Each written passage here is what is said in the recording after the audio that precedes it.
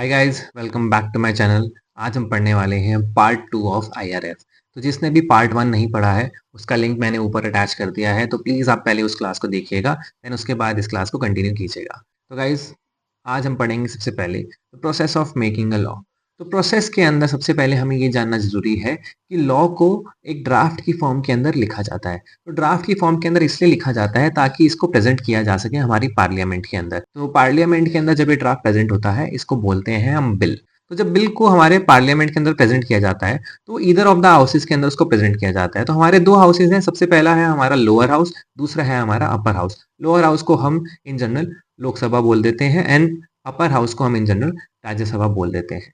तो general practice यही है कि लोकसभा के अंदर सबसे पहले बिल जाता है, सबसे पहले जो ड्राफ्ट है उसको प्रेजेंट किया जाता है। इसका रीजन ये है कि जो करंट गवर्नमेंट होती है उसकी मेजोरिटी यूजुअली लोकसभा के अंदर ही होती है एंड वहां पे किसी भी लॉ को पास करना थोड़ा सा ईजियर पड़ता है हमारे करंट गवर्नमेंट के लिए। तो जब लोकसभा में आपका ड्राफ्ट जाएगा, उसके बाद में उस ड्राफ्ट के ऊपर डिबेट होगी एंड डिस्कशन होगी। डिबेट एंड डिस्कशन के बाद में इसके ऊपर वोटिंग की जाएगी एंड वोटिंग के बाद में पता लगेगा कि ये लॉ पास हुआ है कि नहीं हुआ है, ये ड्राफ्ट पास हुआ है कि नहीं हुआ है लोकसभा के अंदर। ये बिल जो है वो पास अगर हो जाएगा, उसके बाद में इसको भेजा जाएगा राज्यसभा के अंदर। तो राज्यसभा के अंदर भी सेम प्रोसेस फॉलो किया जाएगा, वहां पे भी इसके ऊपर डिस्कशन होगा, डिबेट होगा एंड फाइनली इसके ऊपर वोटिंग होगी।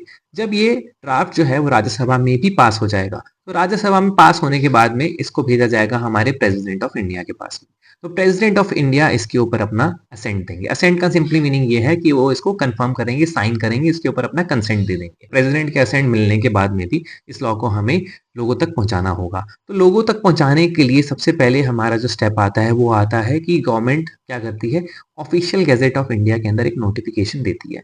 उस नोटिफिकेशन के अंदर बताया जाता है कि कौन सा ड्राफ्ट है जो पास किया गया है एंड उसके नोटिफिकेशन अंदर ये भी लिखा जाएगा कि कौन सी डेट को ये ड्राफ्ट जो है वो इफेक्टिव हो जाएगा, मतलब किस डेट से ये जो लॉ है वो अप्लाई हो जाएगा। तो जिस डेट को ये इफेक्टिव होगा उस डेट को हम बेसिकली इफेक्टिव डेट बोल देते हैं एंड उस दिन से लॉ आपका अप्लाई हो जाता है। तो एप्लीकेबल होने के बाद में आप ये बोल सकते हैं कि जो हमारा लॉ जो इस प्रोसेस से पास हुआ है उसको अब एक्ट बोल दिया जाएगा, वो एक एक्ट ऑफ पार्लियामेंट बन गया है। तो एक बार रिवाइज करते हुए, एक बार समराइज करते हुए मैं आपको बताना चाहूंगा सबसे पहले कि आपका बिल ड्राफ्ट होगा। ड्राफ्ट जो है उसको प्रेजेंट किया जाएगा पार्लियामेंट के अंदर। पार्लियामेंट के अंदर सबसे पहले वो जाएगा लोकसभा के अंदर, लोकसभा में वो पास होगा तो उसके बाद में वो जाएगा राज्यसभा में। राज्यसभा में पास होने के बाद में वो जाएगा प्रेसिडेंट के पास में।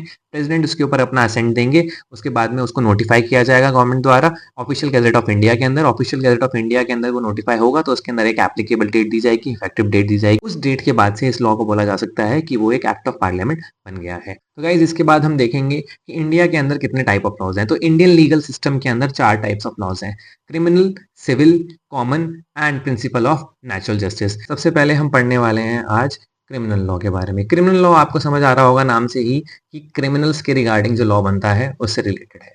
तो आपको बेसिकली पता होगा कि कौन सी चीजें क्राइम के अंदर कंसीडर होती हैं, बट इसकी डेफिनेशन क्या है? इसकी डेफिनेशन बेसिकली ये है कि आपका जो violation of rule of law के रिगार्डिंग जो लॉ है उसको हम क्रिमिनल लॉ बोलते हैं। Violation of rule of law का मीनिंग क्या होता है? Violation of rule of law का मीनिंग ये है कि आपके कंट्री को रन करने के लिए, आपकी डेमोक्रेसी को रन करने के लिए जो लॉज सबसे ज्यादा इंपॉर्टेंट है एज इन लोगों के परस्पेक्टिव से।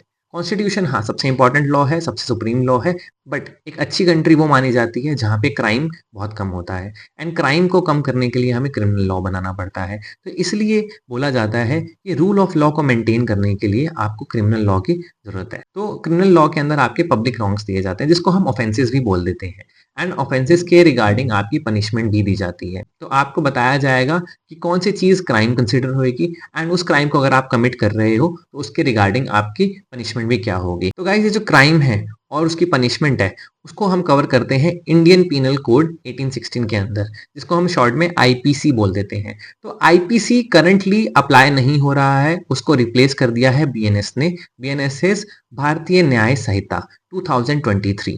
बट आपके जो कोर्स बुक है उसके अंदर ये चीज अभी तक अपडेट नहीं हुई है, तो इसलिए हम आईपीसी ही लिख के आएंगे हमारे आंसर के अंदर और हम आईपीसी के परस्पेक्टिव से ही इसे पढ़ेंगे। इसके साथ में एक और लॉ है हमारा जिसको हम बोलते हैं कोड ऑफ क्रिमिनल प्रोसीजर। तो कोड ऑफ क्रिमिनल प्रोसीजर को इन शॉर्ट बोल दिया जाता है सीआरपीसी। तो गाइस सीआरपीसी हमारा प्रोसीजरल लॉ है एंड सीआरपीसी के अंदर हम कवर करते हैं वो प्रोसेस जिसके थ्रू पनिशमेंट को एक्चुअली इंप्लीमेंट किया जाता है। अगर आपने क्राइम कमिट किया है तो उसके बाद में हो सकता है आपके ऊपर एफआईआर हो, एफआईआर होने के बाद में आपके अगेंस्ट ट्रायल चले एंड ट्रायल के अंदर जो भी आपके अगेंस्ट जजमेंट दिया जाएगा उसको इंप्लीमेंट किया जाएगा। तो ये जो पूरा प्रोसेस है ये कहाँ दिया हुआ है हमारा सीआरपीसी के अंदर। सीआरपीसी भी आईपीसी की तरह अब अप्लाई नहीं हो रहा है, तो सीआरपीसी की जगह पे अब आ गया है बीएनएसएस, भारतीय नागरिक सुरक्षा संहिता।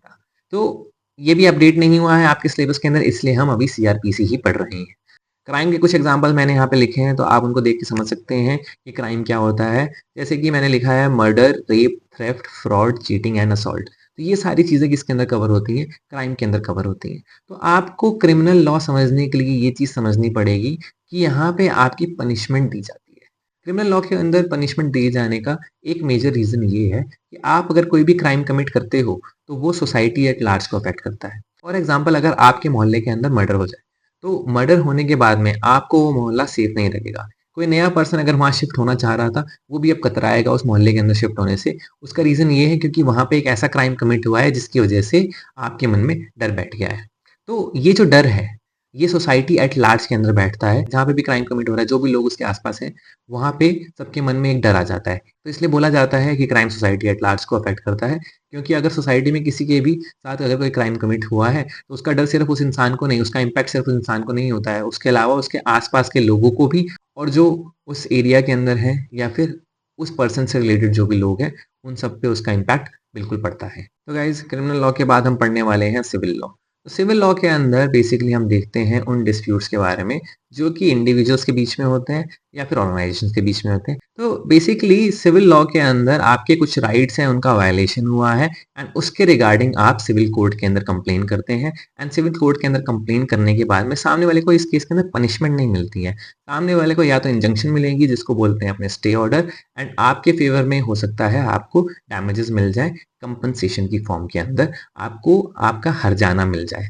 तो सिविल लॉ क्रिमिनल लॉ से बहुत डिफरेंट होता है। तो सिविल लॉ के अंदर आपके साथ अगर कुछ बुरा हुआ है तो उसका इफेक्ट सोसाइटी एट लार्ज पे नहीं पड़ रहा है। तो सिविल लॉ को बोला जाता है कि ये बिल्कुल अपोजिट है क्रिमिनल लॉ से। ऐसा क्यों होता है? क्योंकि यहाँ पे सोसाइटी एट लार्ज अफेक्ट नहीं हो रही है। हाँ, थोड़ा बहुत इम्पैक्ट पड़ता है, बट आप मेजर इम्पैक्ट देखते हैं तो पूरी सोसाइटी में नहीं पड़ता। यहाँ पे मेजर इम्पैक्ट जो है वो इंडिविजुअल्स या फिर डायरेक्टली जिनके साथ में कुछ बुरा हुआ है, जिनके राइट्स को वायलेट किया गया है, उनके ऊपर पड़ता है। फॉर एग्जाम्पल, अगर आपके पड़ोस में कोई 2 लोग थे जिन्होंने पार्टनरशिप के अंदर बिज़नेस कर रखा था एंड उनके बीच में अगर लड़ाई हो गई है, तो इस वजह से बाकी के लोग जो कि बिज़नेसेस करना चाह रहे हैं पार्टनरशिप के फॉर्मेट के अंदर, वो लोग पार्टनरशिप के अंदर बिज़नेस करना छोड़ नहीं देंगे। वो बस थोड़ा-सा प्रिकॉशन रखेंगे कि हाँ, ठीक है, उनकी जिस वजह से लड़ाई हुई, वो चीज़ें हम ट्राई करेंगे कि हमारे केस के अंदर ना हो। बट आप बिज़नेस करना नहीं छोड़ेंगे, आप पार्टनरशिप्स फ़ॉर्म करना नहीं छोड़ेंगे। एक और एग्ज़ाम्पल इसका देखा जा सकता है, वो ये है कि मान लो आपके पड़ोस के अंदर कोई प्रॉपर्टी के रिगार्डिंग इश्यू हो गया। तो प्रॉपर्टी के रिगार्डिंग इश्यू होने की वजह से जो बँटवारा हुआ, उससे जो आपके ऊपर इम्पैक्ट पड़ेगा वो ये नहीं होगा कि आप प्रॉपर्टी खरीदना ही छोड़ दोगे। हाँ, हो सकता है आप अपनी प्रॉपर्टी जो खरीद रहे हो, उसके जो डॉक्यूमेंटेशन है, वो सही से रखो। आप अपने विल बहुत प्रॉपर्ली बनाओ ताकि उस प्रॉपर्टी को आप आगे प्रॉपर्ली लोगों के अंदर बाँट के जा सको। तो इन केसेस के अंदर आपने ये देखा कि हाँ, इम्पैक्ट आया बट सोसाइटी एट लार्ज पे नहीं आया। इसीलिए सिविल लॉ के अंदर पनिशमेंट नहीं दी जाती है। सिविल लॉ के अंदर डिस्प्यूट रेज़ोल्यूशन के ऊपर फोकस किया जाता है। तो सिविल लॉ के अंदर आपका जो मेजर लॉ है उसको हम बोलते हैं सीपीसी। सीपीसी का मतलब क्या है? Code of civil procedure. तो सीपीसी भी प्रोसीजरल लॉ है एंड सीपीसी के थ्रू आपको पता लगता है कि अगर आपके राइट्स का वायलेशन हुआ है जो कि सिविल लॉ की कैटेगरी के अंदर आ रहे हैं, तो उनको आप इम्प्लीमेंट कैसे करवा सकते हैं? सिविल कोर्ट के थ्रू। तो गाइस सिविल लॉ को क्लासिफाई किया जाता है कुछ कैटेगरीज के अंदर, जिसके अंदर सबसे पहले आता है आपका लॉ ऑफ कॉन्ट्रैक्ट, जो कि आप पढ़ने भी वाले हैं अपने नेक्स्ट चैप्टर के अंदर। उसके बाद में आता है आपका फैमिली लॉ। फैमिली लॉ के अंदर वो डिस्प्यूट्स कवर होते हैं जो फैमिलीज के बीच में होते हैं। ठीक है, ये थोड़ा सा रिलीजन बेस्ड भी हो सकता है, इसके अंदर रिलीजन बेस्ड थोड़े से डिफरेंसेस हो सकते हैं। देन उसके बाद आता है आपका प्रॉपर्टी लॉ। प्रॉपर्टी लॉ आपको नाम से ही समझ आ रहा होगा कि प्रॉपर्टी के रिगार्डिंग जो भी डिस्प्यूट्स आते हैं, जो भी राइट्स का वायलेशन होता है, वो यहाँ कवर होता है। उसके अलावा आता है आपका law of tort. Law of tort के अंदर बेसिकली आपके वो राइट्स कवर होंगे जो कि आपके हो सकता है किसी भी रिटन लॉ के अंदर डायरेक्टली ना दिए गए हो, but over the period of time judgments के थ्रू ये राइट्स आपके डेवलप हुए हो। तो गाइस लास्ट पैराग्राफ के अंदर मैंने लिखे हैं कुछ एग्जांपल्स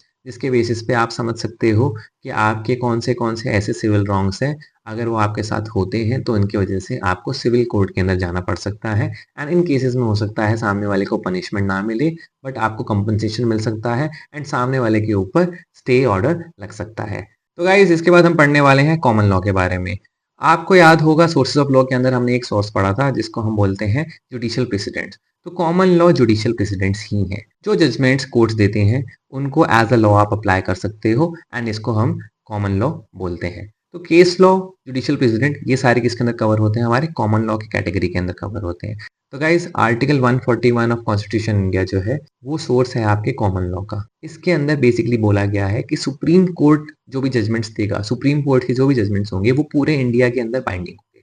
पूरे इंडिया के अंदर बाइंडिंग होने का मतलब क्या है? ये सारे के सारे high courts and district courts के ऊपर अप्लाई होंगे। तो आपका कॉमन लॉ जो है वो बेसिकली काम करता है एक प्रिंसिपल के ऊपर जिसको हम बोल देते हैं डॉक्ट्रिन ऑफ स्टेयर डिसाइसिस। तो डॉक्ट्रिन ऑफ स्टेयर डिसाइसिस जो है उसका मीनिंग क्या होता है? उसका मीनिंग है to stand by that which is decided. आपने कुछ डिसाइड कर लिया है ऑलरेडी पहले ही, ठीक है। अब बार बार सिमिलर नेचर के केस अगर कोर्ट में जाएंगे तो आप कोर्ट का टाइम बचाने के लिए क्या कर सकते हो? आप कोर्ट का टाइम बचाने के लिए वो पहले जो जजमेंट दिया गया था उनको आप यूज कर सकते हो।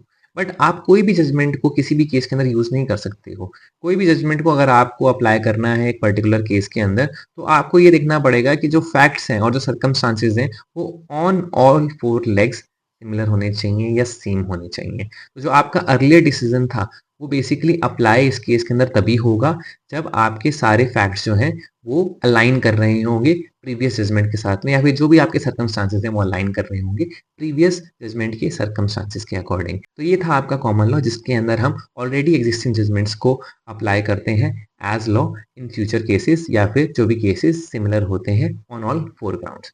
तो गाइज इसके बाद हम पढ़ने वाले हैं प्रिंसिपल ऑफ नेचुरल जस्टिस। तो प्रिंसिपल्स ऑफ नेचुरल जस्टिस जो है आपको नाम से समझ आ रहा होगा कि ये नेचुरली आपके पास में होने चाहिए। नेचुरली आपके पास में इसलिए होने चाहिए क्योंकि सारी चीजें हो सकता है आपका रिटन लॉ कवर ना कर रहा हो सकता है इतना एक्सप्लिसिटली आपके रिटन लॉ के अंदर कुछ बेसिक राइट्स ना दिए गए हों एंड इस वजह से आपको प्रिंसिपल ऑफ नेचुरल जस्टिस जो एक ह्यूमन बीइंग के पास में पैदा होते ही आ जाने चाहिए वो आपको इस कैटेगरी के अंदर मिलते हैं। तो बेसिकली आपके जो प्रिंसिपल ऑफ नेचुरल जस्टिस है उसको जस्ट नेचुरल बोला जाता है या फिर इन शॉर्ट नेचुरल लॉ बोला जाता है।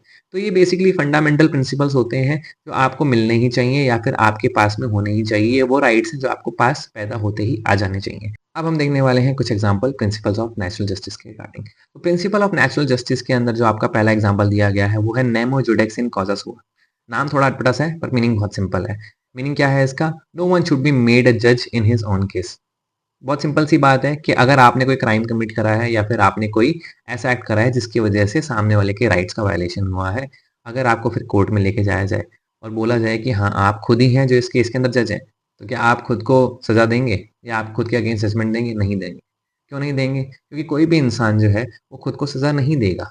क्यों नहीं देगा? क्योंकि हर इंसान अपने आप को बचाना चाहता है एंड ये इंसान का नेचर है कि इस सिचुएशन के अंदर वो कभी भी फेयर जजमेंट नहीं दे पाएगा। तो इस वजह से बोला जाता है कि किसी भी इंसान को खुद के ही केस में जज नहीं बनाना चाहिए। तो गाइस बोला जाता है it is a rule against prejudice. ऐसा इसलिए बोला जाता है क्योंकि अगर आपको अपने केस में जज बना दिया जाएगा तो आप कभी खुद को सजा नहीं दोगे। तो आपने पहले से ही सोच रखा है कि मुझे सजा नहीं मिलेगी। क्यों नहीं मिलेगी? क्योंकि मैं अपने आप को सजा नहीं दूंगा। तो सामने वाले की जो भी रीजनिंग होगी, जो भी एविडेंसेस होंगे, जो भी प्रूफ होंगे एंड सामने वाले के जो भी आर्ग्यूमेंट्स होंगे उनके रीजंस को आप एक्सेप्ट नहीं करोगे क्योंकि आपके मन में एक प्रेजुडिस है। प्रेजुडिस का मतलब आपके मन में एक पहले से ओपिनियन था या सामने वाला तो सही हो ही नहीं सकता क्योंकि मेरे को अपने आप को बचाना ही बचाना है। इसके बाद में आप देखेंगे आपका सेकंड एग्जांपल जो कि है ऑडी ऑल्ट्रम पार्टेम। ऑल्ट्रम ऑल्ट्रम पार्टेम का सिंपल सा मीनिंग ये है कि हियर द अदर पार्टी और give the other party a fair hearing and a reason decision. कि आपके केस के अंदर मिनिमम दो पार्टी होंगी, उन दोनों पार्टीज की आपको बात सुननी है। उन दोनों पार्टीज की बात को सही से सुनने के बाद में उसके ऊपर आपको जजमेंट देना है। तो अगर आप किसी भी कोर्ट के अंदर जा रहे हैं तो जज को आपकी बात सुननी ही सुननी है, उसके ऊपर उसको एक रीजन जजमेंट बनाना है एंड उसके बाद ही उसको डिसीजन देना है। तो ये जो कुछ एग्जांपल हमने पढ़े इनसे आपको समझ आ रहा होगा कि जो प्रिंसिपल ऑफ नेचुरल जस्टिस है उनकी इंपॉर्टेंस क्या है। अगर कहीं पे भी लॉ के अंदर इन प्रिंसिपल्स को नहीं लिखा गया है फिर भी ये इंपॉर्टेंट है और ये फिर भी अप्लाई होने चाहिए एंड आपके पास एज अ ह्यूमन बीइंग ये बेसिक राइट्स तो होनी ही चाहिए। तो इसी के साथ हमने कवर कर लिया आपके टाइप्स ऑफ लॉज़ एंड इसके बाद हम देखेंगे कुछ क्वेश्चंस। पहला क्वेश्चन हमारा जो है वो है the law concerned with violation of the rule of law and punishment for the same is called, ये आपको सबको पता है, क्रिमिनल लॉ। सेकंड क्वेश्चन है आपका which of the following is not an example of civil law. तो civil law के अंदर बेसिकली आपकी पनिशमेंट नहीं दी जाती है। तो आपको चारों ऑप्शन देख के समझ आ रहा होगा ट्रैफिक ऑफेंसेस के अंदर आपको पनिशमेंट दी जा रही है। आप ऑफेंसेस वर्ड से ही समझ सकते हैं कि ऑफेंसेस जो है वो क्रिमिनल लॉ के पर्सपेक्टिव से डिराइव किया गया वर्ड है। तो जो ऑफेंसेस हैं वो आपके क्रिमिनल कैटेगरी के अंदर कवर होते हैं। तो जहाँ पे वर्ड आपका ऑफेंस दिया गया हो वहाँ पे आप एज्यूम कर सकते हैं कि शायद यहाँ पे क्रिमिनल लॉ ही अप्लाई हो रहा होगा। उसके बाद में है आपका third question, when a law is propose in parliament it is called. आपको सबको पता है कि जो ड्राफ्ट है लॉ का उसको जब हम प्रपोज करते हैं पार्लियामेंट के अंदर, जो कि आपका फर्स्ट स्टेप था प्रोसेस का ऑफ मेकिंग लॉ, उसको हम बिल बोलते हैं। तो गाइस आज की क्लास को खत्म करने से पहले मैं आपको देना चाहूंगा एक मेरा गाइडिंग नोट जो कि आपको हेल्प करेगा एग्जाम में प्रिपरेशन करने के लिए। तो जनरली बच्चे क्या करते हैं, जब भी वो किसी चैप्टर को पढ़ लेते हैं, किसी टॉपिक को पढ़ लेते हैं, उनके क्वेश्चन आंसर्स देखते हैं एंड क्वेश्चन आंसर को सिर्फ देखते ही हैं, उनको सॉल्व नहीं करते। तो गाइज अगर आप सिर्फ क्वेश्चंस के आंसर्स को देख रहे हो तो आप बेसिकली चैप्टर के उन टॉपिक को वापस से पढ़ रहे हो। आपकी कभी प्रैक्टिस नहीं होगी सिर्फ अगर आप आंसर्स देखोगे तो आपको एक्चुअली करना क्या है, आपको क्वेश्चंस पढ़ने हैं एंड उसके आंसर्स लिखने हैं अपनी लैंग्वेज के अंदर। जो भी चीज़ें आपको याद है उसके बेसिस पे आपको अपना आंसर फॉर्म करना है। आप अगर अपने आंसर्स को फॉर्म करोगे तो आपको समझ आएगा कि कितना आपको एक्चुअली याद है एंड उसके बाद में भी आपको समझ आएगा कि क्या राइट तरीका है जो भी आपने आंसर सोचा था उसको लिख के आने का। ये सब चीज़ें आप क्रॉस चेक किससे करोगे? आपके सॉल्यूशन के साथ में। आपको अपना सॉल्यूशन जो है वो सबसे एंड में देखना है अपना आंसर लिखने के बाद में। अगर उसके बाद में भी आपको लग रहा है कि आपका जो सॉल्यूशन है वो आपको सही से समझ नहीं आ रहा है, तो आपको वापस से टॉपिक देखना है, उसको रिवाइज़ करना है एंड आपको फिर से उन क्वेश्चंस को अटेम्प्ट करना है। लॉ जैसे सब्जेक्टिव एग्ज़ाम को अगर आपको क्रैक करना है, तो आपको सबसे ज़्यादा ज़रूरत पड़ेगी प्रैक्टिस की एंड प्रैक्टिस के बिना आप इस एग्ज़ाम को क्रैक नहीं कर पाओगे। तो प्लीज़ अपने क्वेश्चंस के सिर्फ आंसर्स को मत देखो, क्वेश्चंस को सॉल्व करो एंड अपनी गलतियाँ आंसर से कंपेयर करो एंड उसके बाद उन गलतियों को सुधारने पे फोकस करो। तो गाइज़ इसी के साथ खत्म करते हैं हम आज की class. Thank you so much for watching my video and please like, comment and subscribe to my channel and please share this video with those people who are preparing for CA Foundation. Thank you so much guys.